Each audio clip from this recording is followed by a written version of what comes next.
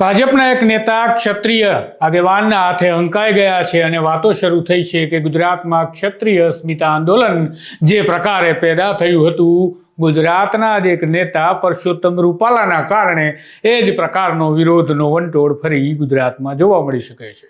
નેતાનું નામ છે જયરાજસિંહ પરમાર। ભારતીય જનતા પાર્ટીના નેતા છે। કોંગ્રેસમાંથી કૂદી અને ભાજપમાં સામેલ થયા બાદ તેઓ હવે ક્ષત્રિય આગેવાન તરીકે પણ ઓળખ ધરાવે છે, પરંતુ ઇતિહાસના લેક્ચર આપવા ગયા અને ભેરવાઈ ગયા। જયરાજસિંહ પરમાર વિગતે વાત કરીએ કે કોણે તેમને હાંકી કાઢ્યા અને કોણે તેમને કઈ ભાષામાં કહ્યું કે જો તમને ન ખબર પડતી હોય, ઇતિહાસનું જ્ઞાન ન હોય તો તમારા ભાષણને બંધ કરો। નમસ્કાર, હું છું આપની સાથે તુષાર બસિયા। આપ જોઈ રહ્યા છો સ્વમાન। દેશમાં લોકસભાની ચૂંટણી હતી। ગુજરાતની રાજકોટ લોકસભા બેઠક પરથી ભાજપના ઉમેદવાર તરીકે ચૂંટણીના મેદાનમાં હતા પરસોત્તમ રૂપાલા। કેન્દ્રીય મંત્રી પણ હતા ત્યારે, અને હવે તેઓ માત્ર સાંસદ રહ્યા છે। પરસોત્તમ રૂપાલા વિવાદથી ઘેરાયા હતા, સૌ કોઈ જાણે છે, અને તેમના વિવાદની પાછળ તેમના શબ્દો જવાબદાર હતા, જે એક મંચ પરથી તેઓ બોલ્યા અને નારાજ થયો હતો ગુજરાતનો ક્ષત્રિય સમાજ। ક્ષત્રિય સમાજ એ હદે નારાજ થયો કે ગુજરાતમાં ઠેર ઠેર જાહેર સભાઓ થઈ અને ભારતીય જનતા પાર્ટી સામે અને તેમની નારાજગી ખાસ તો પરસોત્તમ રૂપાલા સામે જોવા મળી હતી। અનેક દરમિયાનગીરી બાદ પણ આખરી દિન સુધી, ચૂંટણી સુધી આ આંદોલન ચાલ્યું। ખેર, પરિણામ શું મળ્યું તેની વાત કરતા પહેલા હવે વાત કરી લઈએ જયરાજસિંહ પરમાર, કે જેઓ ભારતીય જનતા પાર્ટીના નેતા છે, ક્ષત્રિય આગેવાન છે, અને તેઓ પહોંચ્યા હતા માણસા। થોડા દિવસ પહેલા માણસામાં એક કાર્યક્રમ યોજાયો। ત્યાં ઐતિહાસિક અને ઇતિહાસની બાબતો પર ચર્ચા કરી રહ્યો હતો ક્ષત્રિય સમાજ, અને ત્યાં જયરાજસિંહ પણ મંચ પર પહોંચ્યા અને તેમણે પણ થોડીક ઇતિહાસની વાતો રજૂ કરી, અને ત્યારે ઊભા થયા માણસા રાજવી પરિવારના યોગરાજસિંહ। તેમણે મોં પર કહી દીધું કે જો તમને ઇતિહાસની ખબર નથી પડતી તો બોલવાનું બંધ કરો, પહેલા ચેક કરો ઇતિહાસમાં શું છે।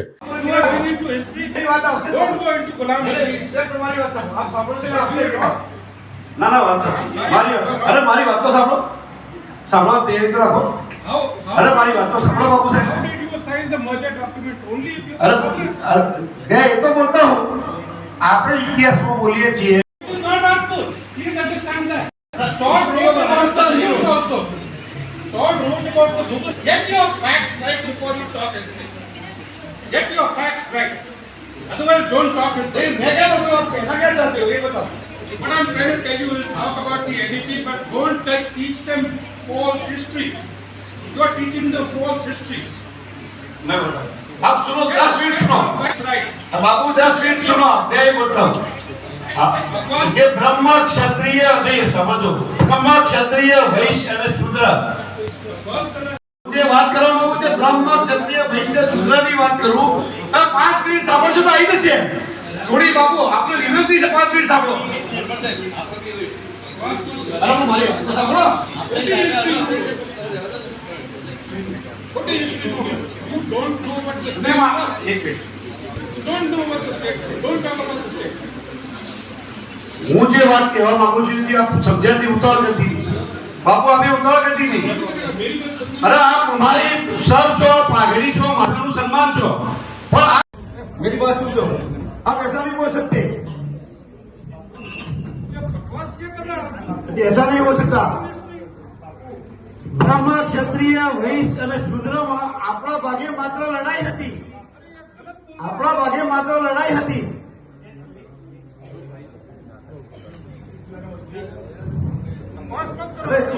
તમે જોયું કેવો વિવાદ ચાલે છે। વધુ એક વખત જુઓ કે કઈ પ્રકારે જયરાજસિંહને હાંકી કાઢ્યા। Don't go into calamity. ના ના વાત મારી, અરે મારી વાત તો સાંભળો, સાંભળો તે રીતે રાખો। અરે મારી વાત તો સાંભળો બાપુ સાહેબ। How did you sign the merger document? Only if you અરે मैं ये तो बोलता हूँ, આપણે ઇતિહાસમાં બોલીએ છીએ। do not answer. Please understand that. Start wrote about the news also. Start wrote about the news. Get your facts right before you talk anything. Get your facts right. Otherwise, don't talk anything. मैं क्या बोल रहा हूँ? कहना क्या चाहते हो ये बताओ। What I'm trying to tell you is talk about the NDP, but don't teach them false history. You are teaching them false history. मैं बताऊँ। आप सुनो 10 मिनट सुनो That's right. बाबू 10 मिनट सुनो जय बोलता हूँ ये ब्रह्म क्षत्रिय नहीं समझो ब्रह्म क्षत्रिय वैश्य અને શૂદ્ર જે વાત કરવામાં મુજે બ્રહ્મ ક્ષત્રિય વૈશ્ય શૂદ્રની વાત કરું 5 મિનિટ સાંભળજો તો આવી જશે થોડી બાપુ આપણે વિનંતી છે 5 મિનિટ સાંભળો બરાબર મારી વાત તો સાંભળો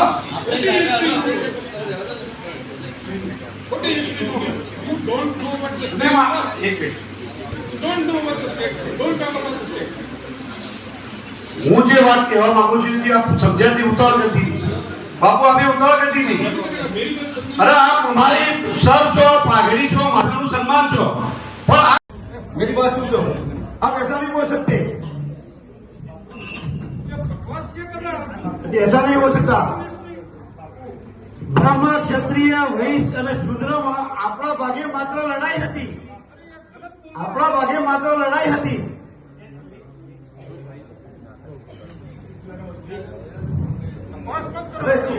આમ તો તેમને હાંકી કાઢ્યા એ કહેવું વધારે યોગ્ય નથી છતાં પણ તેઓ હંકાઈ ગયા એ તો પાકું છે કારણ કે જયરાજસિંહે જે પ્રકારે ત્યાં નિવેદન આપ્યું ત્યારબાદ ક્ષત્રિય આગેવાનો ગિરનાયા આક્રોશિત થયા અને તેમને ચૂપ કરવા માટે જાણે સ્ટેજ પર પહોંચી ગયા હોય અને મોં પર ચોડી રહ્યા હોય તે પ્રકારે શબ્દોનું પ્રયોજન થઈ રહ્યું હતું જયરાજસિંહ ઇતિહાસની કંઈક વાત કરી રહ્યા હતા શું વાત કરી રહ્યા હતા તેની સ્પષ્ટતા મેળવવા માટે અમે પ્રયત્ન કરીએ છીએ પરંતુ સમાચાર એ મળી રહ્યા છે કે માણસામાં આ મુદ્દાને લઈને ટૂંક સમયમાં એક બેઠક ક્ષત્રિય આગેવાનો કરવા જઈ રહ્યા છે કે આ ઇતિહાસની જે વાતો ચાલી રહી છે તેમાં જે ખોટો ઇતિહાસ પ્રસ્તુત કરવામાં આવી રહ્યો છે તેનો કાંઈક માર્ગ કરવો પડશે અન્યથા ખોટા ઇતિહાસ રજૂ કરીને ક્ષત્રિય સમાજને વગોવવાનું ચાલુ રહેશે આ હતી એક જયરાજસિંહ પરમાર સાથે થયેલી ઘટનાની વાત આમ તો ક્ષત્રિય સમાજની અંગત બાબત હતી પરંતુ હવે આ વિડીયો જાહેરમાં ચર્ચાઈ રહ્યો છે માટે સમાચાર માધ્યમો સુધી પણ પહોંચી ગયો છે